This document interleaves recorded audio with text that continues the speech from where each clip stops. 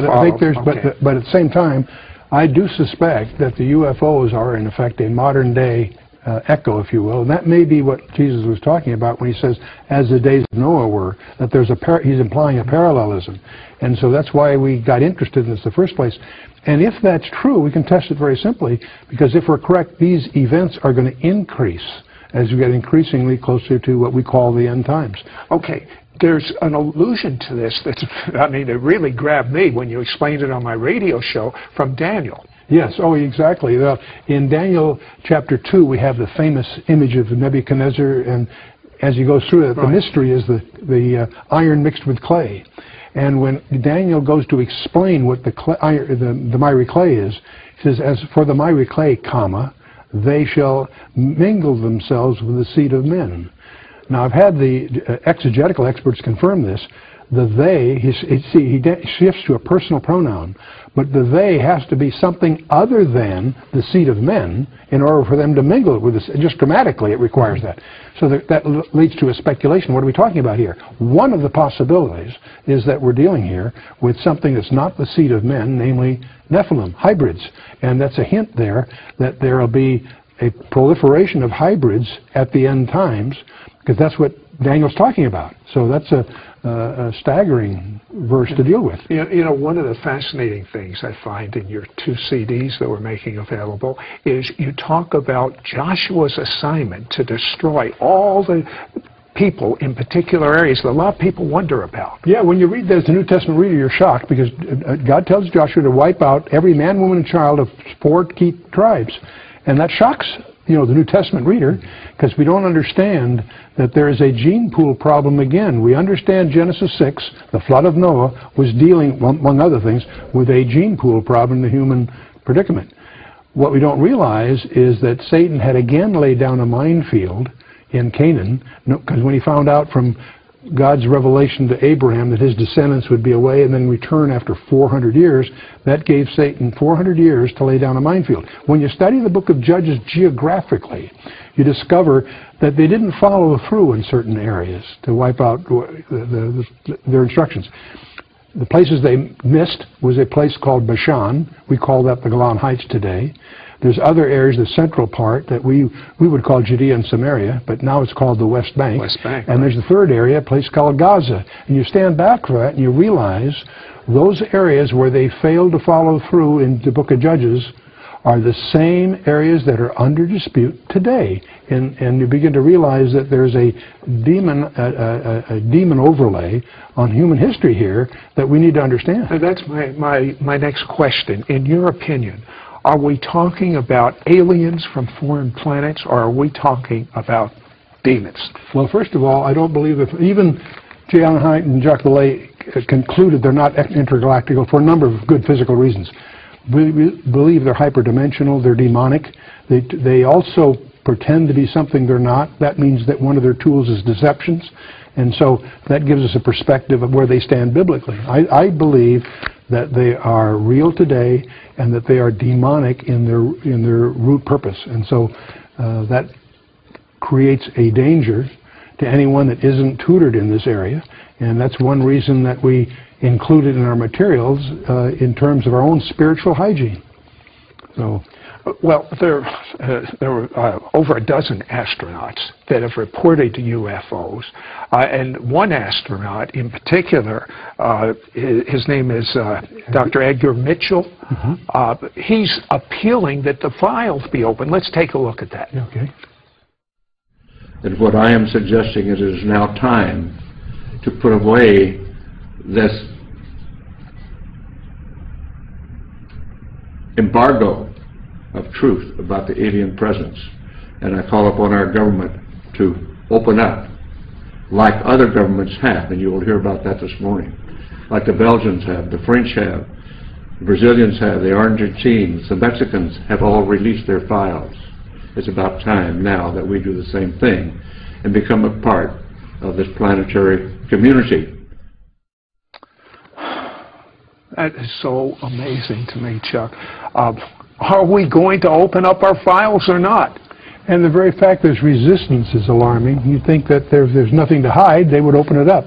So the question that really, you can only speculate, you only feed speculation the way they're operating, keeping a secret. Okay, former President Reagan, you were telling me about an amazing, amazing statement he made about UFOs. Well, that they may be the ingredient that it may take to get the world together.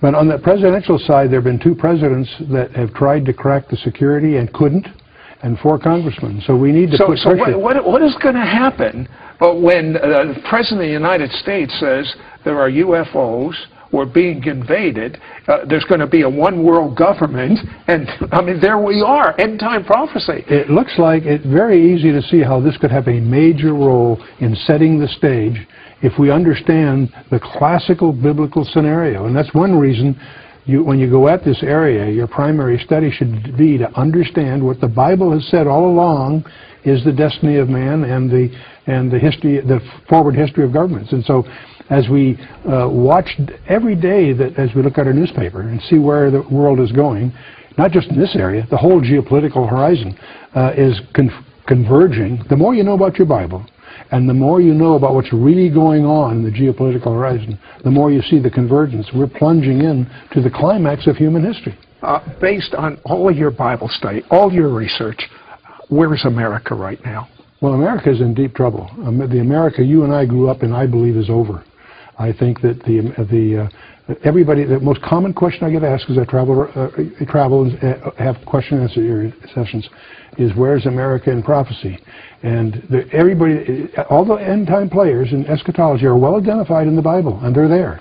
America is conspicuous by not being. The other question I always get asked is, why hasn't God judged America?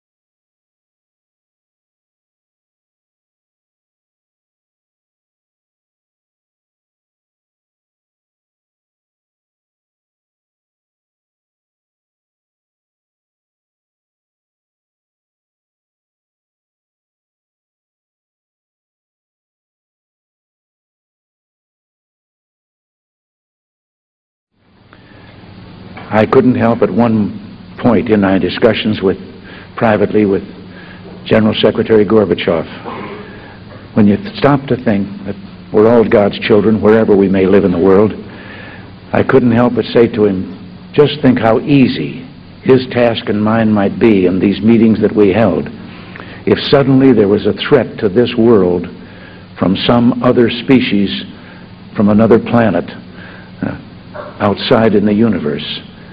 We'd forget all the little local differences that we have between our countries, and we would find out once and for all that we really are all human beings here on this earth together. Stephen Hawking is in the news tonight as one of the bona fide smart people on the planet when the renowned astrophysicist warned us about aliens from outer space this weekend.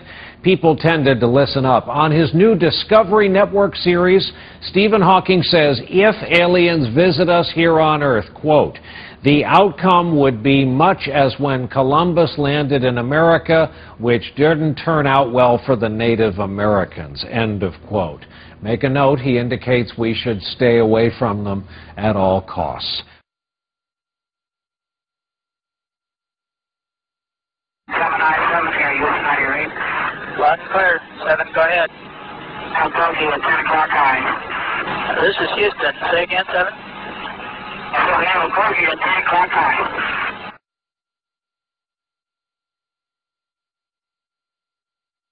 An object which is at the same place all the time that appears to be tumbling.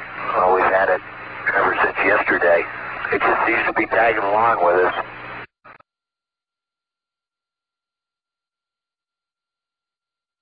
Houston, this is Discovery. We still have the alien spacecraft under the turret.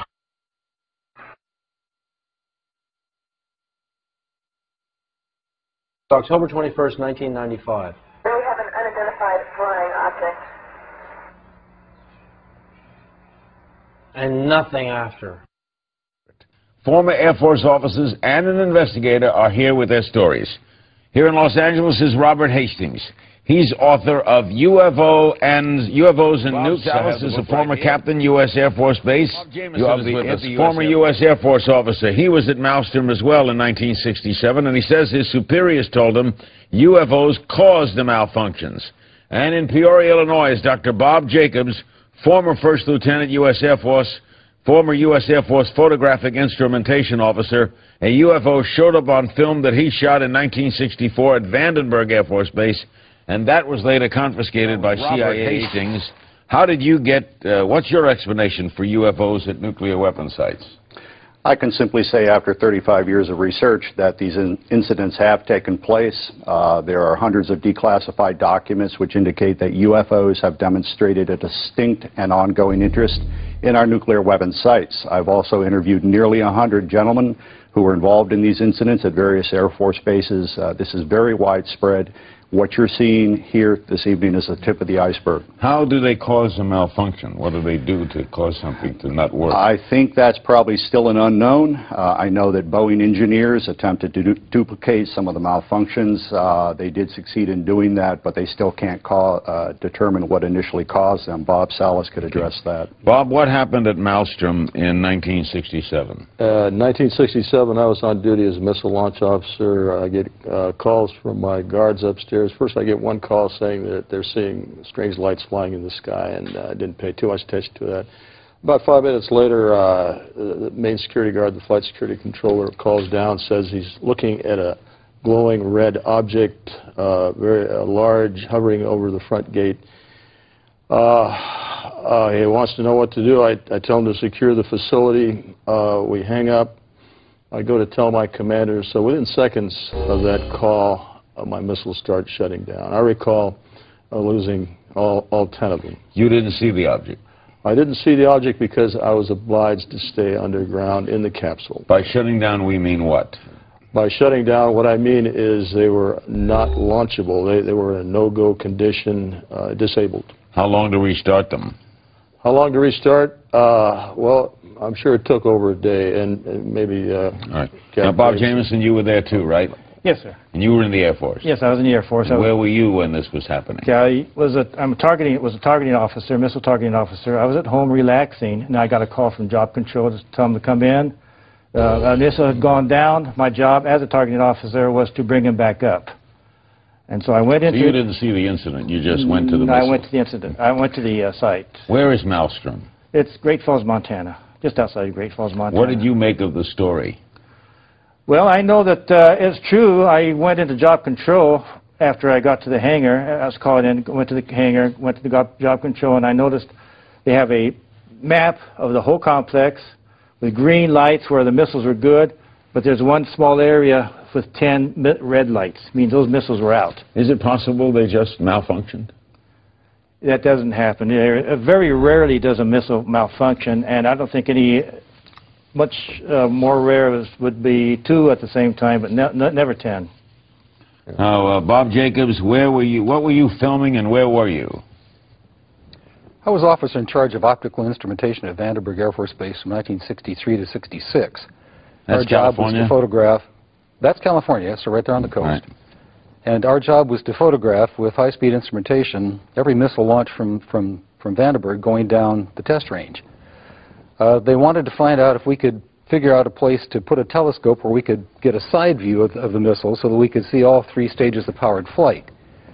So I went up to Big Sur, California, up on a U.S. Forest Service road on Anderson Peak, and I installed a telescopic sight up there.